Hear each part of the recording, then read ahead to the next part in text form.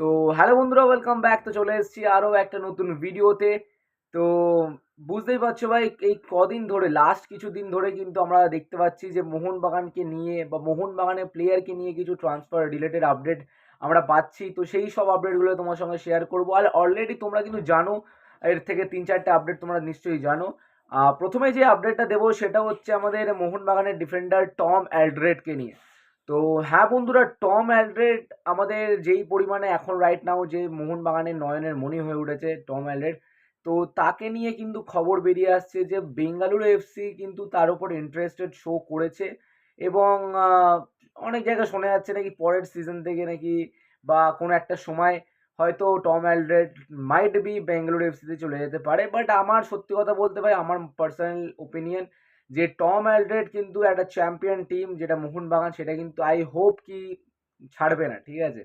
আর যতই বেঙ্গালুরু অফার করুক বা যতই বেঙ্গালুরু তোমার ভালো তোমার মানি দিক না কেন, বা যাই হোক, যেটা হয় আর কি ট্রান্সফার আপডেটে, তো আমার মনে হয় না ভাই টম অ্যালড্রেড মোহনবাগান ছাড়বে। বাট এটা একটা আপডেট যে টম অ্যালড্রেডের ওপর ইন্টারেস্টেড শো করেছে বেঙ্গালুরু এফসি। তো ভবিষ্যতের কথা, এখন যে কি হবে না হবে সেটা কিন্তু পরবর্তীকালের কথা।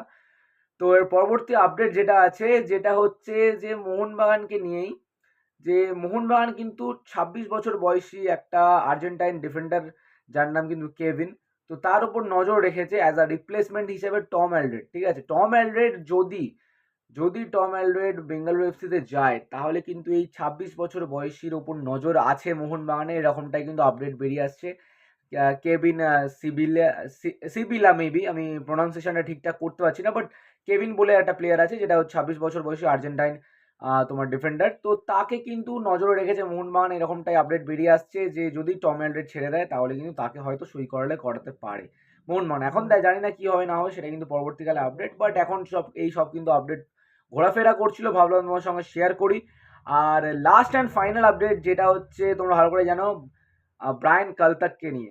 এই ব্রায়ান কালতাকে কিন্তু আমরা ঠিক 1 বছর আগে বলো বা যে যখন জেসন কামিংস আসছিল, বা একটা সময় ছিল যখন ব্রায়ান কালতাকের একটা ট্রান্সফার রিউমার অনেক ভাইরাল হচ্ছিল, যে ট্রান্সফার আপডেটে কিন্তু আমরা জানছিলাম যে ব্রায়ান কালতাক কিন্তু হয়তো আমাদের ইন্ডিয়ায় কোনো একটা ক্লাবে খেলতে পারে। বাট আপাতত কিন্তু তারপরে কিন্তু সেই আপডেটটা কিন্তু ধামাচাপা পড়ে যায়। তারপরে আবার কিন্তু নতুন করে আবার শুরু হচ্ছে যে ব্রায়ান কালতাককে কিন্তু মোহনবাগান নিতে চলেছে।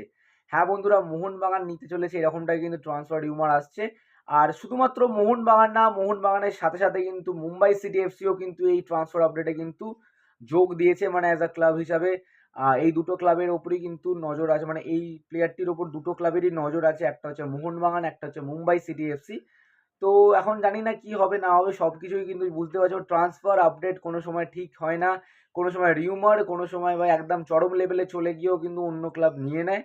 তো এরকমটাই কিন্তু হতে পারে পরবর্তীকালে। বাট এখনো অবধি যা যা আপডেট পাচ্ছি না পাচ্ছি সেগুলো তোমার সঙ্গে শেয়ার করছি, আশা করছি তোমাদের ভালো লাগবে। এবং এরকমই ট্রান্সফার রিলেটেড আমাদের চ্যানেলে তোমরা পেয়ে যাবে।